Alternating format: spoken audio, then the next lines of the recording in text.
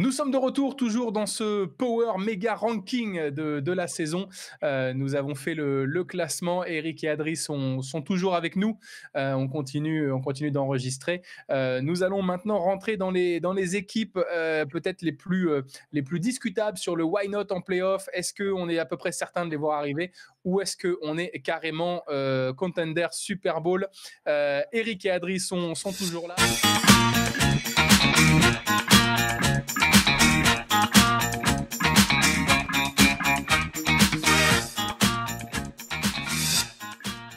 Les gars, avec qui on enchaîne?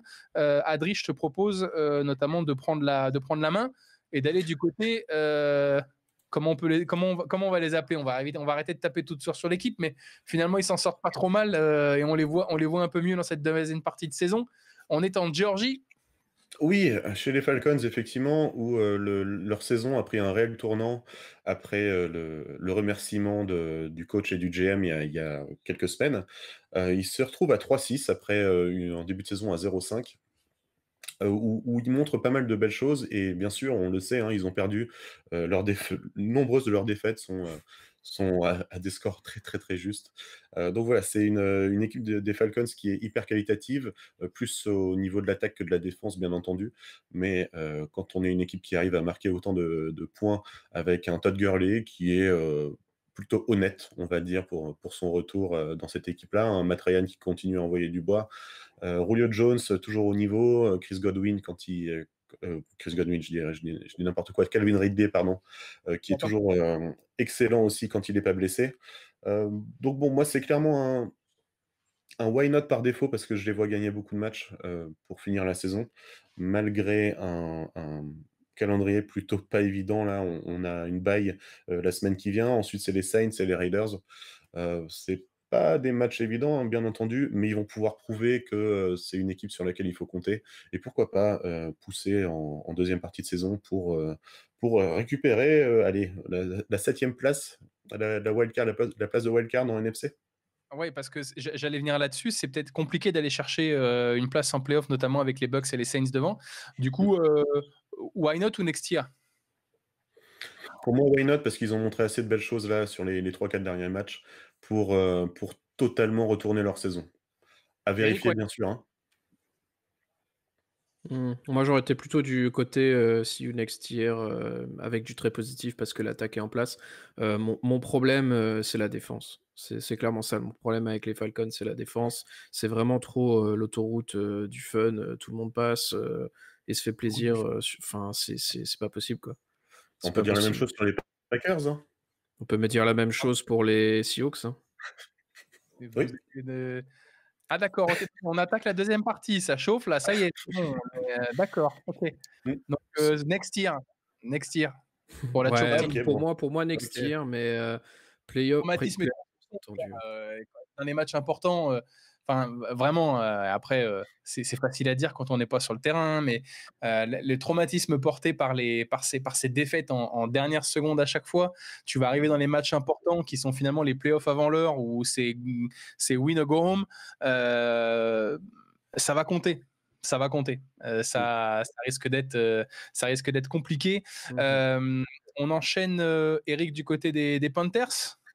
Oui, allons-y, les Panthers, c'est un petit peu Oui, alors, un autre. il a fait un petit match à 25 points en fantasy. Il s'est dit bon, je vais arrêter là. Je retourne sur la liste blessés. Ah, Hein. c'est beaucoup mieux. Donc, bon.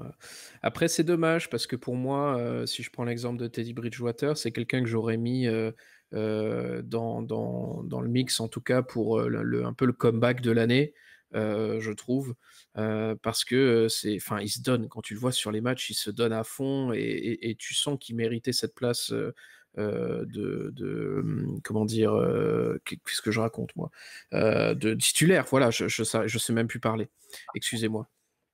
En tout cas, voilà, c'est une équipe qui pour moi aurait potentiellement les armes pour aller chercher une place en playoff. Le problème, c'est que ça va être compliqué là tout de suite face aux Buccaneers. Je sais pas ce que ça va donner, d'affrontement, on va dire des plus tendus. pour choper ce genre de place. Il faut pas oublier qu'il y a déjà les amis Saints qui sont là pour essayer de choper une place, plus les Bucks qui sont bien en forme, donc les Panthers pour une place en wildcard. Il va falloir se bagarrer avec beaucoup d'autres équipes, donc ça va être très compliqué. Après, la perte de McCaffrey, encore une fois, ça fait mal, quoi. Je suis pas sûr qu'il serait à 3-6 s'il l'avait eu un petit peu plus, parce que c'est quand même le go-to guy, McCaffrey. Et en général, ça marche très très bien. On l'a encore vu là cette semaine, hein. Donc voilà, pour moi, c'est un peu see you next year. C'est à la limite, c'est à la frontière vraiment entre le see you next year et le peut-être une place en wildcard s'il se démerde bien. Si on a mis les Falcons en See You Next Year, les Panthers, c'est la même, hein. Bah, c'est pour ça, je disais, c'est à peu près le même archétype, quoi. C'est juste les problèmes sont pas au même endroit, mais voilà. Mais c'est une C'est équipe qui a montré là sur les derniers matchs quelque chose de très très intéressant. Mmh. Du côté de l'équipe soi-disant hype, les Cleveland Browns sont à 5-3 en ce moment. Ils iront du côté de Houston, Philadelphie et Jacksonville. Ils sont à la moyenne 17 dans notre classement. Why not côté Cleveland? Bien sûr. Bien sûr, à 5-3, on peut seulement dire why not. Donc, ils seront certainement pas leaders de leur division, hein. Je pense que Eric est d'accord Non. là-dessus. C'est pour les Ravens, voire, pardon, pour les Steelers. Non, non. Mais bon, plutôt pour les Ravens, on va dire. Là, C'est compliqué parce qu'il n'y a pas beaucoup de place dans cette division-là, mais pourquoi pas, encore une fois, une division à 3 équipes en play-off. Moi, je vois bien ça arriver pour l'AFC Nord. C'est possible. Steelers devant, Ravens deuxième en wildcard, qui prennent le 5e spot en AFC, et pourquoi pas les Browns en 7e spot, s'ils continuent bien sûr à performer. Et à noter leur schedule là, il est plutôt easy là pour les 3 prochains matchs. C'est Texans, Eagles et Jags, ce qui pourrait très facilement, on va dire, nous amener à un 8-3 dans 3 semaines. Mmh. Et à partir de là, ça commencerait à sentir bon au niveau playoff. Donc on les a mis bas, hein, les Browns, mais ils ont encore beaucoup de choses à prouver. Est-ce que Baker Mayfield peut continuer à performer? Ça sera à vérifier là dans les 3 prochaines semaines sur 3 matchs qu'ils doivent gagner. Donc why not? Why not? Oui, Ouais, clairement. ouais. Allez. Alors là, on va la laisser à Eric, hein, parce que sinon ce serait trop facile. On est à la place numéro 16 et on est du côté des Vikings du Minnesota. Et moi, je les avais classés 33e. Bon, du coup, j'ai dû me plier aux règles démocratiques de ce groupe et on les a remontés un peu. Voilà, donc non, je plaisante, évidemment. Alors, soyons très clairs sur les Vikes, leurs chances de play-off sont quand même réelles, notamment reposent sur les épaules ou plutôt sur les jambes et les cuisses de Dalvin Cook, qui clairement est la pièce maîtresse de cette équipe, à l'instar un petit peu d'un McCaffrey chez les Panthers. Mon problème, c'est que se passe-t-il si éventuellement Cook est blessé? Parce que là, Cousins, cette année, franchement, j'ai rien vu de transcendant. Que se passe-t-il si, une fois arrivé aux portes des playoffs, soit il y a plus de Dalvin Cook, soit il est complètement muselé, ce qui est quand même difficile à faire, mais envisageable. Ouais. Que se passe-t-il, quoi? Que se passe-t-il pour les Vikes? Donc, ça, c'est un petit peu ma crainte, pour cette team. Après, voilà, il y a vraiment des vrais trous, il y a une place à prendre parce qu'il y a quand même voilà, les Bears et les Lions, excusez-moi, je pense que ça devrait pas être un problème pour essayer de leur chipper la place de 2e dans la div. Maintenant le problème, si je maintiens, c'est que se passe-t-il si Dalvin Cook, n'est plus une option? Voilà. Écoute, je pense que Dalvin Cook, effectivement, c'est la pièce maîtresse, mais il y a quand même un Alexander Mattison qui est solide derrière. Ils sont bien sûr à 3-5 les Vikes là actuellement. Mais depuis leur bye week, c'est 2 défaites d'affilée contre les Packers, hein. On en a parlé, Pierre, mais c'était un gros match, un gros morceau et un match un peu impressionnant de la part, un réveil impressionnant de la part des Vikes. Et derrière, ça a un peu cruisé face aux Lions plus facilement, on va dire, la semaine dernière. Mmh. On peut rappeler aussi 2 défaites face à 2 grosses équipes en début de saison. C'était les Seahawks et les Titans à 1 point d'écart. Donc ils sont proches de pouvoir être là directement dans la conversation.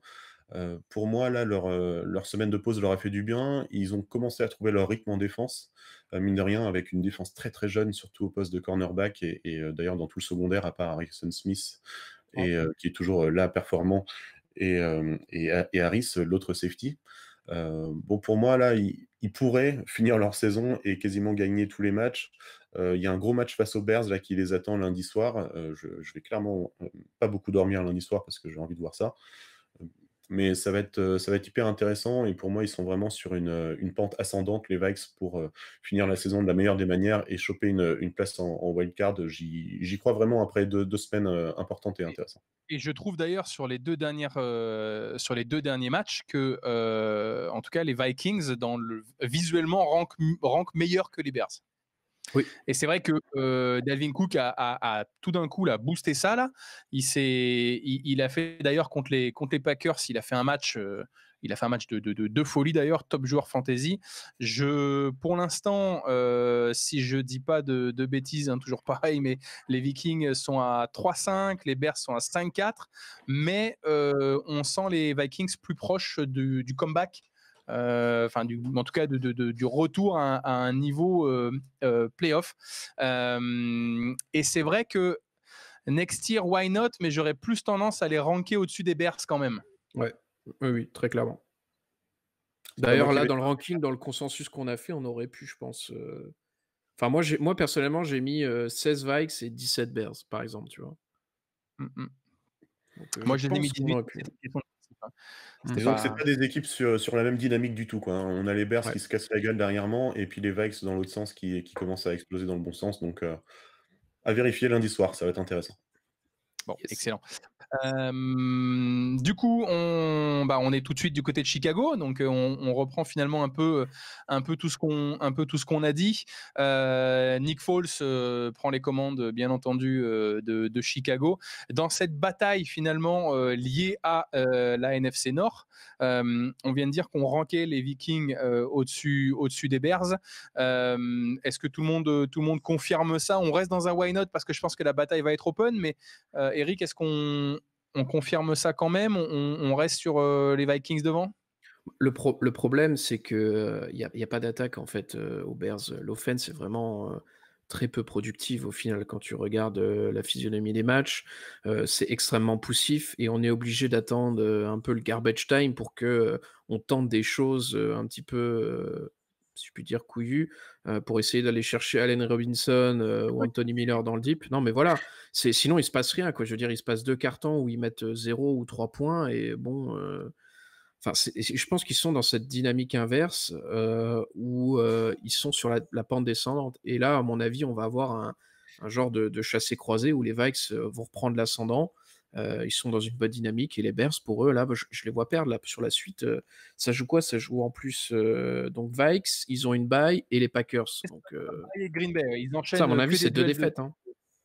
Que des duels de conférence. Ça, pour moi, c'est 2 défaites et ils passent 3e de div. Ouais. Adri, on est avec Indianapolis. Indianapolis, moi j'ai du mal à les voir jouer. C'est une équipe qui me. Enfin, j'ai du mal à les voir jouer. Vraiment, Philip Rivers, très efficace, très bon, mais c'est pas le match que j'attends le week-end. Écoute, exactement pareil. Je pense qu'en fait, il n'y a pas grand-chose de vraiment exciting, comme disent les New-Yorkais. En regardant les Colts jouer, il manque un peu d'identité en attaque, en tout cas. Ils ne savent pas trop quoi faire avec leur trio de running back, là, entre Wilkins, Jonathan Taylor, qui a bien commencé la saison et qui finalement se calme dans le mauvais sens depuis. Et puis Nyheim Hines aussi, qui fait des belles choses, mais Philip Rivers qui continue je sais pas, tu as l'impression de les voir avoir des sautes d'humeur en fait, et c'est particulier cette équipe des Colts. Ils ont un head coach que j'apprécie beaucoup, Frank Reich, qui est je trouve excellent, qui arrive à trouver des solutions. Ils sont actuellement à 5-3. Pour moi là, les 3 prochaines semaines, hein, t'en parlais tout à l'heure du double du double combat contre les Titans la semaine prochaine et dans 3 semaines, pardon, et aussi un match face aux Packers entre les deux. Ça va définir en fait le reste de leur saison. Est-ce qu'ils arrivent à choper 1 ou 2 victoires dans ces 3 matchs-là, ou est-ce qu'ils passent tout d'un coup à 5-6? Ça va être très compliqué en tout cas. Moi, j'y crois pas trop aux Colts. Dans une AFC Sud où tu es avec les Titans et les Jaguars, est-ce que finalement le fait d'être déjà à 5-3, ton spot en playoff, il n'est pas déjà assuré? Eric a l'air de dire C'est oui. de bon augure. C'est déjà de bon augure, on va dire. C'est sûr que quand tu joues dans une div, au final, il y a 3 équipes, au final, on va dire. Ça aide un peu. Mais là, clairement, pour moi, les Colts, je les mets un peu entre les deux, en mode... C'est toujours ma réaction, c'est je sais pas quoi en penser. Donc on reste sur un why not ou on les passe en playoff? Pour moi, c'est why not parce que les Titans dans cette Ouais. division, ils sont clairement au-dessus et pour moi, il y a pas de raison qu'ils chopent pas la première place de division. Et pour moi, c'est why not parce qu'à voir ce que font les autres équipes de wildcard qui vont se positionner pour ces 3 spots-là de wildcard, quoi. Moi, je serais presque prêt à les mettre au même niveau que les Texans au final, hein, quand même. Hein. Parce que c'est ce qu'on disait tout à l'heure, c'est et si les Texans remontent, tu vois? Et si les Texans remontent, que se passe-t-il? Pour ça que Ouais, les deux. Et t'as quand même t'as quand même 5-3-2-6 quoi. Enfin, Ouais, je sais. c'est pas une victoire d'écart quoi. Là, Même je si suis dans la projection à long terme, on va dire. Mais ouais, on est obligé de les mettre là. Techniquement, là, playoff, ça quoi. va être compliqué autrement. On retourne sur la côte ouest. On est à LA du côté des Rams. Adri, dans la position, on est en top 13, on se rapproche du top 10. Quelle est cette saison du côté des Rams? Playoff sûr ou why not? Ils vont pas choper la première place, hein, donc pour moi, c'est pas playoff sûr du tout. Ça va être un why not avec 3 matchs qui arrivent qui sont pas les plus faciles. Les cartes sont à Seahawks 5-3. Ouais, et puis là qui arrive, Seahawks, Bucks, Niners. Pour moi, c'est une victoire de défaite, ces 3 matchs qui arrivent là. Donc c'est Et pas si simple. next year ou tu les vois quand même on les passe Why quand not? même en Non, en playoff, why quand not? même, je pense. Un peu comme les Browns, je dirais. C'est qu'il y a une place à aller chercher, je pense. Ouais, après voilà, dans cette division-là, pour moi, je mets largement les Seahawks et les Cardinals devant les Rams, quoi. Toujours le Bon, problème de cette division NFC West qui est hyper compétitive depuis Ouais. quelques années. on reste avec toi, Adri, notamment avec une des bonnes surprises par rapport aux résultats des années précédentes, avec une fiche de 5-3. Ce sera les Dolphins de Miami, la nouvelle équipe de Tua. Ouais, carrément. C'est l'histoire de 2 moitiés de saison pour les Dolphins cette année avec un Brian Flores qui a fait le pari de bencher Fitzmagic, je vais l'appeler, pardon, pour Tua. Donc c'est beau ce qu'il fait, j'aime beaucoup. Ça se présente bien pour les Dolphins. Ils font une très belle saison à 5-3. Chargers, Broncos, Jets pour les 3 prochains matchs. Ça pourrait donner des victoires encore facilement. Clairement, pour moi, c'est des équipes, une équipe qui peut aller en playoff là, cette année. Ils vont bénéficier de cette mauvaise passe, ou en tout cas de cette erreur de démarrage des Patriots. Moi, je pense que c'est assez certain. Et on pourrait revoir les Dolphins en playoff. Ils sont sur une série de 4 victoires.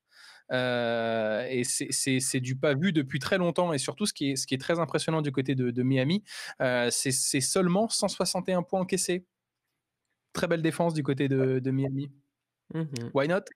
Qui a gagné le match il y a 2 semaines. Pour moi, c'est why not, ouais, mais bon, les Bills sont premiers de cette division-là, hein, ils le resteront, je pense. Mais le spot en wildcard, je les vois bien finir à, tu vois, allez, 10-6, c'est pas déconnant du tout pour les Dolphins cette année. Eric, on part à Vegas? On part à Vegas, on fait tourner les machines à Allez, sous. viens, on va braquer la Les banque. jeux sont faits. Effectivement, pas mal les Raiders, hein. Pas mal les Raiders. Le point impressionnant, le point culminant, c'est, je pense, d'être allé chercher la victoire et une victoire nette face aux Chiefs quand même. Fallait le faire. Là, ils vont les rejouer d'ici 2 semaines, je crois. Donc, assez impressionné par cette équipe qui, même si parfois ils ont cette petite tendance à jouer des jeux un petit peu improbables qui se transforment en petite interception ou fumble à la con, alors que tu aurais pu lancer une course pour faire tourner la montre. Ça, c'est le côté un petit peu de John Gruden, je pense. Mais sinon, il y a des très bonnes armes. Josh Jacobs, Derek Carr qui est très, très propre. qui doit se situer dans les 70%, 70-72% de complétion de passes. Un Darren Waller qui, pour un tight-end, fonctionne comme un receveur. Et puis, la bonne reconversion à Golor et l'arrivée de Henry Ruggs, même si c'est un petit peu en dents de scie, évidemment. Donc, des belles armes offensives. Et en défense, une défense qui n'est pas en reste, avec des ajouts qui ont été sympathiques comme celui de Corey Littleton, par exemple. Donc, même si c'est pas la meilleure défense de la ligue, ils sont plutôt bien classés. Donc, ouais, playoff pour Raiders, sans problème pour moi.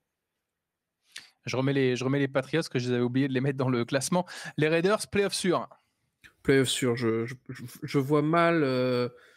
Il faudrait vraiment là que les Broncos et les Chargers se défoncent pour passer devant les...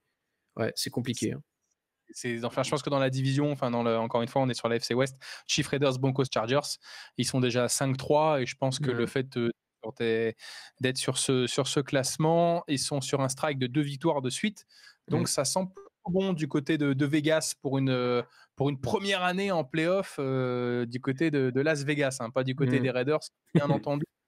On en parlait en introduction, Kyler Murray, DeAndre Hopkins, on est du côté des Cards. On reste avec toi, Eric? Oh bah, très bien, parfait. Oui. Sans problème, bien évidemment.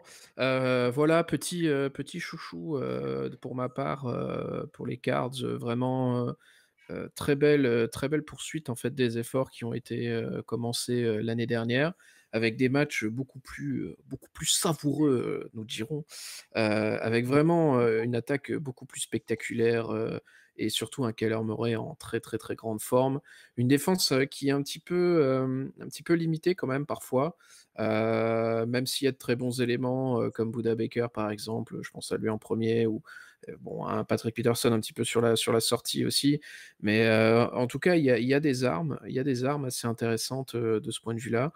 Et, pour moi, playoff sur Cardinals, très belle équipe. Adrien, on valide? Playoff sûr? Oui, j'ai envie de dire oui, bien sûr, mais les 2 prochains matchs là vont être très très importants pour les Cards. Hein. Ils jouent quand même les Bills et les Seahawks. Ouais. On a qui au Bills et Seahawks? Ouais. Faudra win. En 2 prochains matchs, ça va être très très chaud, mais je suis d'accord. Hein, là, ils sont en bonne posture pour accéder aux playoffs en FC West. Impeccable. Bon les gars, on est dans le top 10 avec l'entrée au classement, au ranking des Cardinals.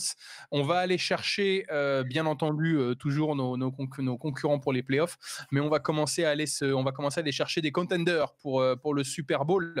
Et justement, place numéro 9, le Super Bowl aura lieu à Tampa Bay cette année.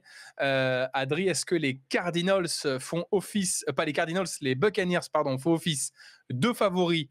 Ça y est, malgré un match un peu en trompette contre les Saints le week-end dernier, ou est-ce qu'on calme un peu les ardeurs, l'équipe reste solide, mais on passe en play-off et on voit pour la suite? Écoute, pour moi, ils font toujours partie des contenders, hein, même si on les a mis... on a été d'accord d'ailleurs pour cette place-là, on a tous les 3 mis position 9. Ils prennent une sacrée branlée quand même, hein, face aux Saints, 38-3. Ça fait très très mal. D'ailleurs, ils ont été droppés dans absolument tous les classements, hein, suite à cette fausse route là. Bon, c'était compliqué. Manque de confiance là entre les receveurs et Tom Brady sur ce match-là. Mike Evans qui est a priori plutôt démarqué sur la plupart des actions. Brady qui regarde pas dans sa direction. Une défense qui prend l'eau face à un soi-disant vieillissant Drew Brees. Il avait pas l'air vieux, hein, dimanche soir, pas de problème. Il a assuré comme un chef et c'est compliqué. Pardon? Il a quand même lancé 3 pics le week-end dernier. Ouais, mais c'était easy. Easy pour la défense des Saints. Non, mais elle fait peur cette défaite-là. Je pense que c'est bump in the road. C'est un trou dans la route. Moi, la question que je ne comprends pas, c'est t'as LeSean McCoy, Ronald Jones 2 qui fait quand même une bonne saison, Léonard Fournette qui est normalement pas loin de son pic athlétique au niveau de l'âge, et tu te retrouves avec une équipe qui ne porte la balle en moyenne finalement qu'à peine 90-92 yards par match. On sait que tu recrutes Tom Brady, tu as Antonio Brown qui est en train de chauffer, tu as Goodwin, tu as Evans, tu te dis qu'on va jouer le passing, mais le fait de pouvoir écarter cette défense avec ce passing game, tu devrais normalement aller chercher, pas forcément être dans les top runs comme pourrait faire par exemple Baltimore ou Arizona notamment qui courent beaucoup, mais notamment grâce à leur quarterback, mais comme Minnesota par exemple. Et en fait, avec à peine 90 yards, finalement, tu te rends compte que tu es moins une mesure, tu es moins une menace offensive, en fait, sans les yards au sol. C'est clair, après, C'est un peu ce qui me fait peur, c'est quelle suite pour... Léonard Fournette s'est jamais vraiment imposé comme étant finalement le running back All-Pro qui était en attente du côté de Tampa Bay. Après, faut pas oublier que mine de rien, c'est une équipe en construction ultra rapide, en construction immédiate pour cette année-là. Ils sont allés chercher des joueurs, des All-Stars de 2015, à droite à gauche et mine de rien, il faut que tout ce monde-là, puisse jouer ensemble, très rapidement dans la saison. Là, bon, c'est un match où Bruce Arians est passé complètement à côté de son plan de jeu, tandis que, justement, le coach des Saints a fait un boulot absolument formidable. Pour moi, voilà, c'est inquiétant, mais pas plus que ça. Ça reste une équipe qui cherche son identité, et c'est normal parce que c'est leur 9e match ensemble, ou presque. Et ils ont encore clairement des choses à retoucher, à corriger, et il y a le temps, donc qu'ils en profitent. Ils sont bien placés pour les playoffs. On peut dire playoffs 100% ou contender, c'est sûr. Il faut qu'on se mette d'accord. Alors, est-ce que moi j'aurais quand même tendance à dire que même si l'équipe, disons, va assurer une place en playoff, le fait d'avoir potentiellement cette motivation d'aller jouer le Super Bowl à domicile va te mettre un petit plus, notamment du côté de Tom Brady qui devrait se révéler comme un leader du vestiaire.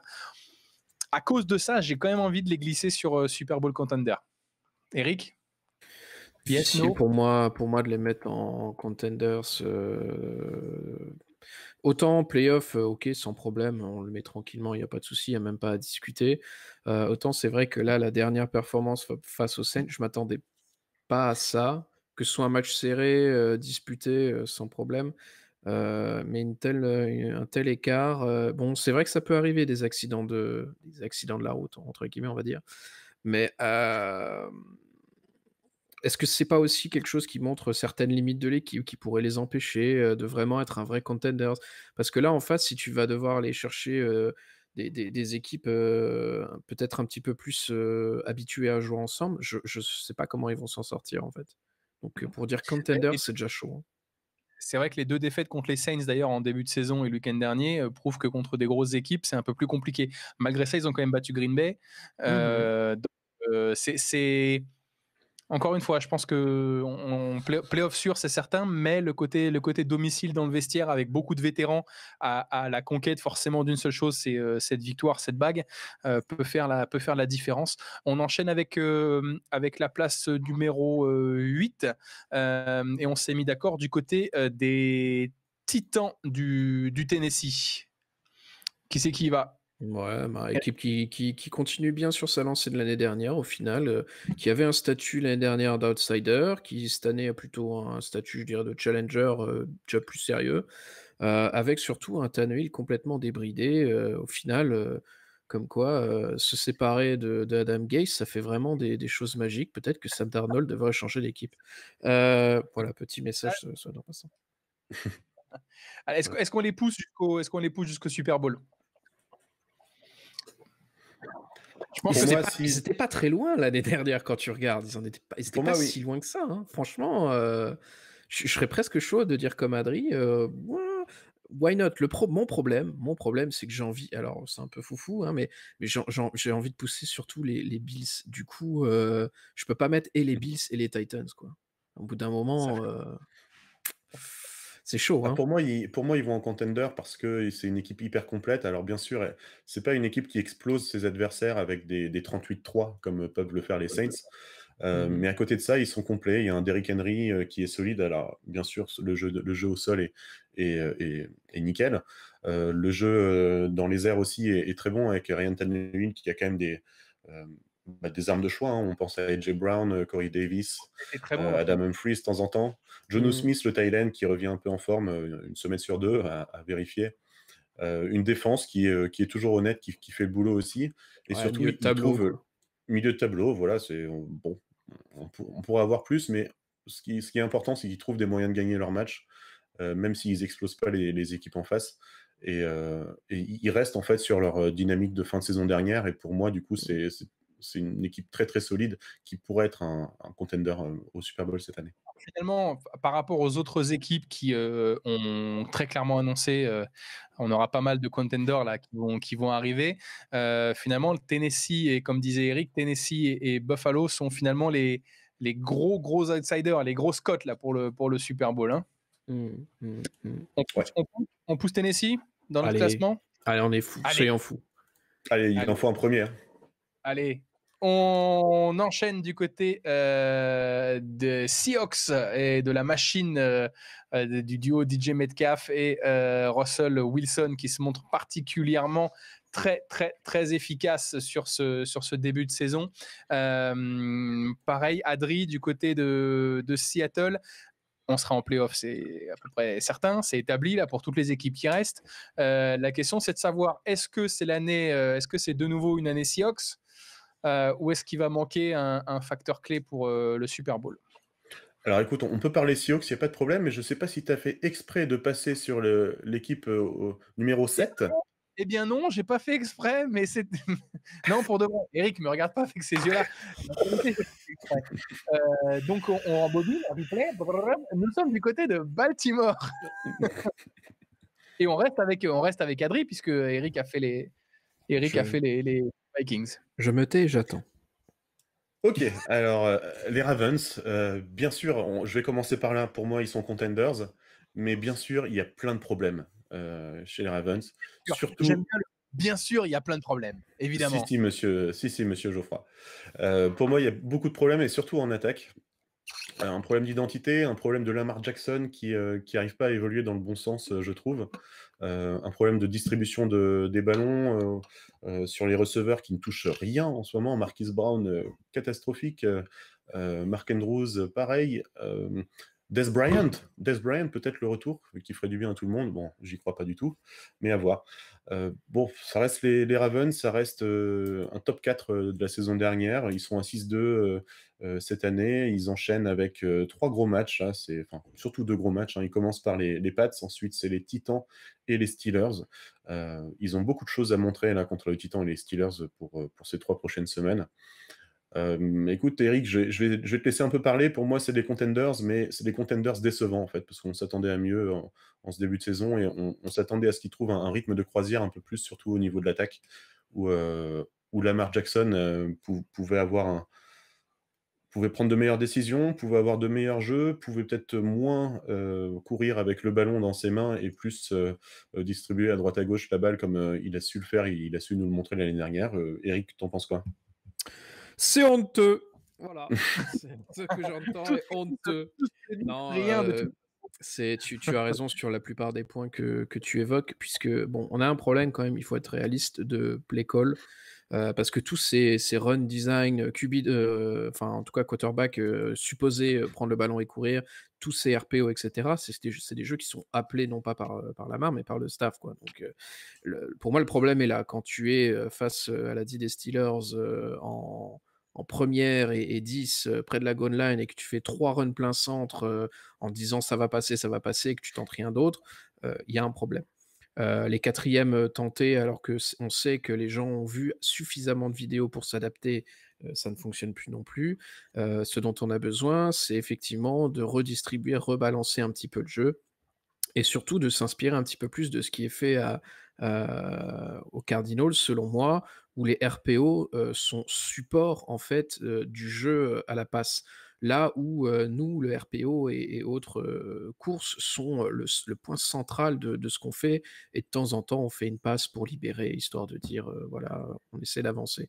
Donc pour moi, il y a clairement un problème de mise à niveau là-dessus dans les jeux appelés. Après, Lamar, effectivement, Il y a peut-être des choses à améliorer, mais pareil, quand on fait 60%, 65% de courses, bah, tu finis par perdre un petit peu tes habitudes et tes automatismes en situation de match.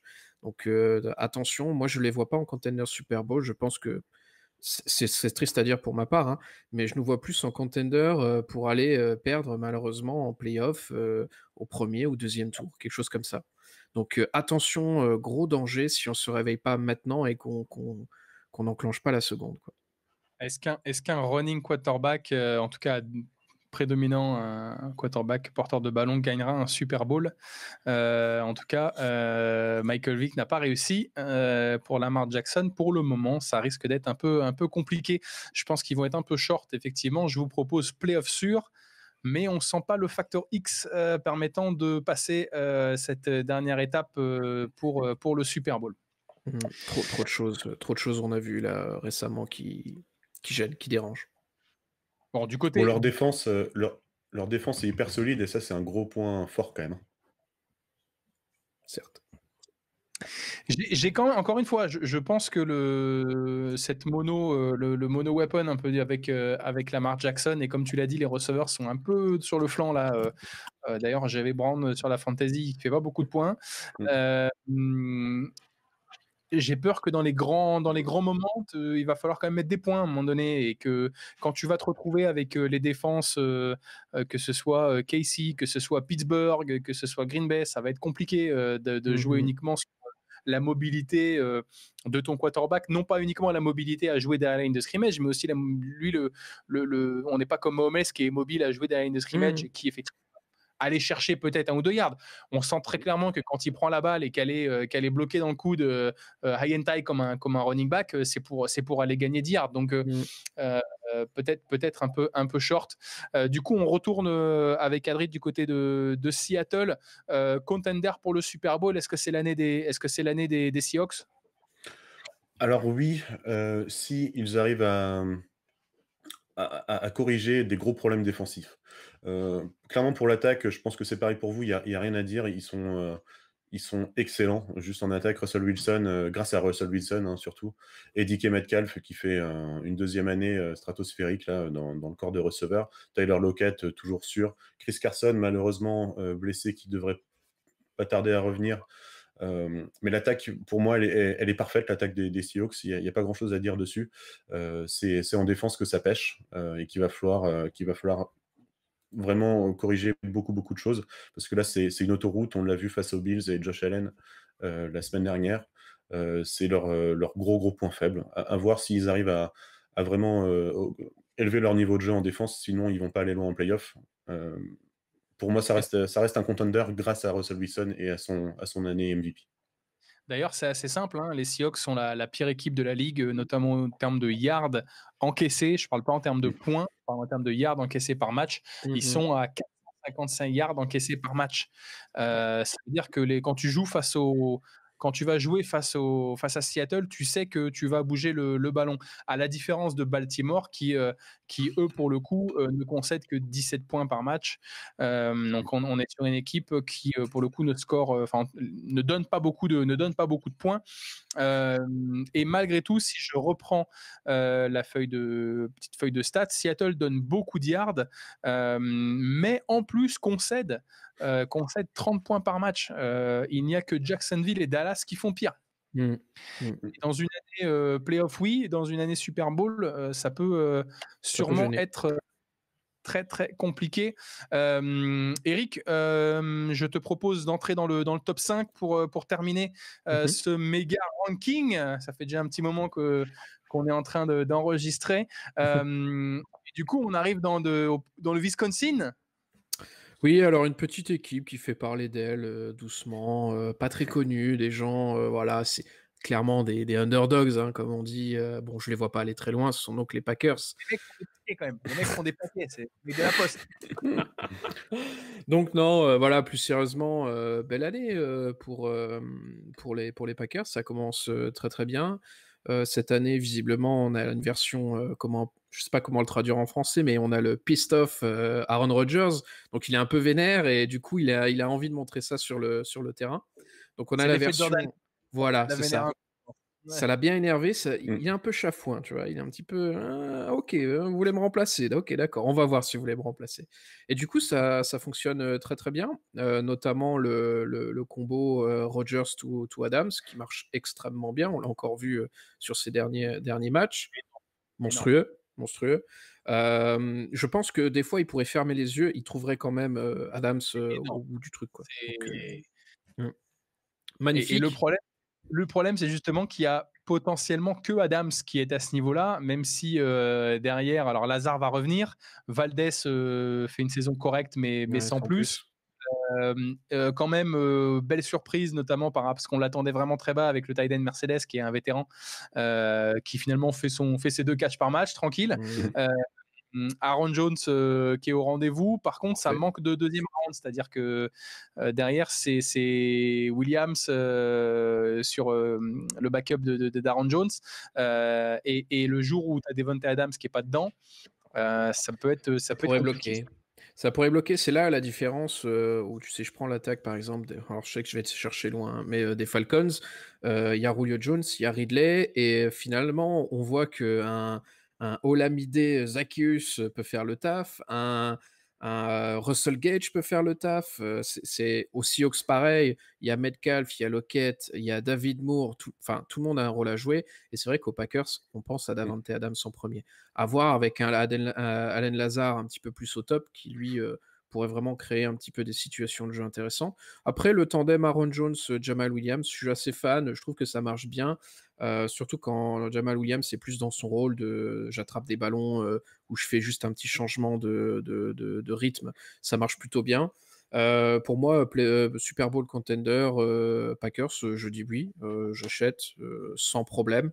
Là, en plus, ouais, ça va jouer, Jacksonville, Colts et Bears. Donc pour moi, 3 victoires, sans problème. Voilà. Et pourtant, attention, ce qu'on a vu finalement, le passage, pas le passage à vide, mais un passage moins bien des Packers, c'est sur l'absence de Kenny Clark, Mmh. en tech 3 sur une défensive, Mmh mh. pardon, sur une défensive. Ça peut être un facteur, pas X, mais en tout cas, ça peut être un facteur. C'est l'état de santé de Kenny Clark, qui a Mmh. signé une grosse prolongation. Après, sur les edge, belle évolution, de Rashan Gary, notamment l'ancien joueur de Michigan, qui vient, un complément plutôt intéressant de Zadarius Smith, notamment. Mmh. Maintenant, ça manque un peu de profondeur sur le backfield défensif, Ouais. mais on sent, comme tu l'as dit, une année un peu vénère Mmh. d'Aaron Rodgers, peut aller chercher un playoff. Adri, tu as un petit mot à rajouter sur le power ranking de Green Bay, ou est-ce qu'on enchaîne? Ouais, vraiment juste attention à leur défense, hein, surtout, contre le jeu au sol. C'est le gros point faible, hein, Pierre, tu le sais malheureusement. Pour moi, on n'est pas au niveau de la défense des Seahawks, hein, c'est pas à ce niveau-là encore, heureusement. Mais c'est un gros point d'interrogation et un gros point de travail pour les coachs défensifs de Green Bay. Bien sûr, l'attaque peut marquer des points, mais derrière, ils en prennent aussi beaucoup. Donc, attention dans la course au play-off. Bon, on a ensuite, Adrien, on va rester avec toi. On a classé à la moyenne, de nos rankings, les Saints à, la position numéro 4. Oui, alors c'est grâce ou à cause de moi, effectivement, parce que je les mets en 2 et vous les mettez en 6 et 7. Donc Yes. moi, je les mets en 2 effectivement, hein, après, un 38-3 contre les Bucks et contre des candidats aussi, à des gros playoffs. Bien sûr que les Saints, m'intéressent, surtout que maintenant tout le monde est de nouveau en forme. Ils retrouvent pas mal d'armes défensives, depuis, la semaine dernière et même depuis 2 semaines. Michael Thomas qui est revenu, qui réussit un match plutôt sympa. Alvin Kamara toujours là. Et ce que je Michael trouve Thomas aussi hyper intéressant. Michael Ouais. Thomas qui a arrêté de bouder? Oui, voilà, il a arrêté de bouder, il a arrêté de frapper ses potes, à l'entraînement, donc ça, c'est une super nouvelle. Bon, Heu, Apparemment, en tout cas. Non, voilà, moi, ce que je trouve, hyper intéressant, c'est l'utilisation aussi dernièrement, de leur numéro 7, l'Ironman, QB, running back, receveur, tout à fait, Taysom Hill, qui est maintenant vraiment bien intéressé par, par le head coach des Saints. Donc voilà, c'est une équipe hyper complète, avec des joueurs clés qui reviennent, de blessures à tous les postes, des 2 côtés du ballon. Pour moi, ils sont clairement contenders et à 300. Moi, je les ai mis numéro 2. Euh, il faut compter sur eux. Pourquoi pas un dernier bal, une dernière danse de Breeze avant sa retraite. Eric, rapidement, pourquoi un spot 6 chez toi? Juste simplement pour on va dire la baisse de niveau malgré tout qu'on est obligé de constater de Breeze. Je sais qu'on va me dire, mais oui, regarde les Bucks. Oui, bon, bah, ça c'est un match, ça arrive à tout le monde de surperformer. C'est pas ce qu'on a vu sur tous les derniers matchs juste avant. Donc c'est pour ça que je tempère un peu. Après, est-ce qu'il faut compter les Saints hors du bal? Non, évidemment. Parce qu'il y a quand même des armes. Ce qui est bien dans cette équipe, c'est qu'elle est quand même assez complète, quoi, des deux côtés du ballon. Donc il y a quand même il y a des armes un peu partout. Il n'y a pas de grosses faiblesses à un endroit particulier. Donc c'est plutôt sympathique. Maintenant, moi, j'ai un petit peu de mal avec les Saints lors des grands rendez-vous, encore une fois. Voilà. Breeze était en galère sans la présence de Michael Thomas, c'est à noter quand même aussi. Ouais, mais enfin, je veux dire, ça reste un joueur, normalement, enfin, il lançait quand même des checkdowns de 3 yards à chaque fois, des screens à volonté pour, Camara, ça, c'est pas parce qu'il y a pas Michael Thomas, c'est parce que, voilà, il a décidé que c'était ça le jeu et c'est tout. Mais, après, c'est pas pour autant que je suis en train de dire: «Il est mauvais», hein, loin de là, hein, mais c'est juste que, voilà, il faut faire attention, quoi. Et puis, il y aura bien une pénalité non sifflée pour les faire sortir des playoffs, va. De toute Oui. façon. Les gars, il nous reste quelques minutes. On va enchaîner avec la grosse cote. Puisque, bon, bien évidemment, vous l'aurez compris, il nous reste KC, Pittsburgh qui fait un début de saison historique et Buffalo. Adri, est-ce que tu veux commencer sur cette grosse cote? Oui, pourquoi pas. Écoute, bien sûr les Bills, qui, après quelques matchs, là il y a quelques matchs, Josh Allen n'était pas vraiment au niveau. Là depuis, 2 matchs, il est de retour dans une forme olympique et c'est surtout la défense des Bills, qui récupère, ça y est, qui récupère un gros niveau comme on les attendait en début de saison. Donc pour moi, clairement, c'est un contender, hyper sérieux au Super Bowl, les Bills cette année. Ils méritent. Voilà, j'ai pas grand-chose à dire de plus. C'est leur grosse faiblesse, là, je trouve, c'est le backfield, le duo de running back qui est pas assez efficace, en fonction des opportunités qui leur sont données, hein. C'est, Singletary et Zach Moss. Ils ont encore du boulot à faire, je trouve, dans leur jeu de course, mais au-delà de ça, c'est Stefon Diggs, super ajout, rien à dire. John Brown qui continue à faire le taf. La greffe Stephen Giggs est très, très, très Très bien. Enfin, je veux dire, intéressante, ouais. il est très, très fort, hein, sur ça. Mmh. Est-ce que de là, on pousse à Super Bowl pour Buffalo? La jeunesse en avant? Allez, on est des Allez! foufous, Bien allez, ça se entendu. tente. Moi, je suis chaud en tout Bon. cas. Et puis en Bon, plus, je vous c'est pas propose les Pats, donc je suis content, donc donc ça va. parfait. Ils vont gagner leur division. Ouais. Peu de suspense, les gars, on va traiter KC et Pittsburgh ensemble. Peu de suspense. KC qui très efficace. J'ai trouvé les ajustements playbook un peu risqués d'Andy Reid, mais tellement rafraîchissants à regarder sur le dernier week-end. Notamment ces mouvements de pré-snap du quarterback qui sont assez fous. Retour de Big Ben, pardon, réussi. Les Steelers qui font le meilleur début de saison de l'histoire de la franchise. Eric, si on doit en départager un des deux, qui prend la première place de notre power ranking? Alors moi, je serais prêt à mettre quand même les Chiefs devant les Steelers pour quelques raisons simples. La première étant que les Steelers, certes, sont à un tournant historique de leur histoire et les stats prouveraient que voilà, que tu commences avec un tel record, a priori, tu vas au Super Bowl. Voilà, bon, ça c'est les stats. Maintenant, il y a quand même des petits points noirs qu'il faut traiter, notamment au sujet de Big Ben. Et de l'attaque d'une manière générale, c'est quand même une équipe qui gagne la plupart de ses matchs avec une toute petite avance, une toute petite marge. Donc attention à ça. On pourrait dire que c'est simplement, c'est purement de la maîtrise après, hein, c'est une façon d'expliquer la chose aussi. Après, ça passe pas loin à chaque fois, et je pense que les Chiefs maîtrisent quand même un peu mieux leur match, et que certes, ils ont une défaite, mais le reste des matchs est tellement bien maîtrisé pour moi que, au final, je les vois quand même un petit peu plus haut. Mais dans tous les cas, ces deux-là sont des équipes extrêmement intéressantes à suivre cette année, même si les Steelers sont un peu mon ennemi naturel en tant que fan des Ravens. Mais en tout cas, voilà, très intéressant cette année. Adri, tu départagerais qui, toi? Je vais complètement, aller avec, Eric là-dessus. Pour moi, c'est les Chiefs au-dessus, malgré les 8-0 des Steelers. Pourquoi? Parce que, effectivement, le calendrier des Steelers a été hyper clément avec eux. Et à côté de ça, malgré tout, ils n'arrivent pas à outscorer vraiment leurs adversaires. C'est moins de 10 points, hein, moins de 10 points de plus sur, chacune de leurs victoires, sauf, en week, je crois que c'était la semaine 6 contre les Browns où là, ils mettent une petite fessée à 38-7.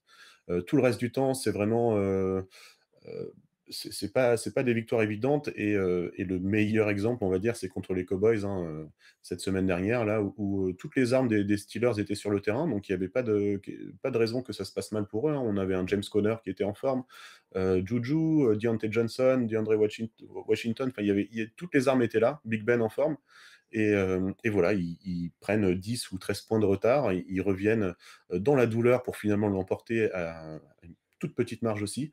Donc voilà, 8-0, tant mieux pour eux, c'est la première fois dans leur histoire qu'ils sont à 8-0. Mais à côté de ça, finalement, il y a rien d'impressionnant, en fait, dans leur saison jusqu'à maintenant. Pour moi, ils s'en sortent bien. Bien sûr, ils sont contenders parce qu'à 8-0, tu es obligatoirement contender. Mais mais c'est une fausse, un faux beau record, quoi. Pour moi, c'est pas aussi beau que ce que le 8-0 nous dit. Et à côté de ça, les Chiefs, bah, qui sont ex-champions, qui déroulent, il leur suffit de mettre, le ballon dans les mains de Mahomes pour que ça se passe bien, malgré un jeu au sol qui se cherche un petit peu. Hem, Qui se voilà. cherche, mais qui est balancé. C'est vrai qu'Edouard Zeller fait quand même une belle première saison. Mmh. L'arrivée de Bell va certainement leur offrir quelques yards de plus au sol. Toujours Mahomes qui peut aller chercher Mahomes qui peut aller chercher quelques yards également devant. On n'a pas de key player au poste de running back au sens où le game changer, le facteur X, c'est Pat Mahomes. Mais le jeu au sol qui est quand même qui est efficace. C'est-à-dire pour aller chercher 3-4 yards, il n'y a pas de big play. Et la polyvalence, surtout aussi d'Edouard Zeller, qui fait partie des bons pics de fantasy, avec cette capacité aussi à catcher des ballons. C'est quand même intéressant. Et bien voilà, notre power ranking, le méga ranking, quasiment 2 fois 1 heure d'enregistrement pour arriver au bout Bah, de toutes ces équipes. Il y a tellement de choses à dire. C'est super intéressant. Vous retrouverez bien entendu la copie de ce ranking. Et puis, bah, bien sûr, n'hésitez pas à nous enflammer dans les commentaires si votre équipe n'est pas au bon endroit. Vous retrouvez bien entendu tout ça. On se retrouve tous les 15 jours sur French Gridiron. Fanat Fanatique sur Twitter, Fantasy Fanatique sur Facebook, le podcast, le championnat de France de fantasy qui continue. On fera un point classement d'ailleurs dans les prochains jours. Hop, exact. on est de retour tous les trois.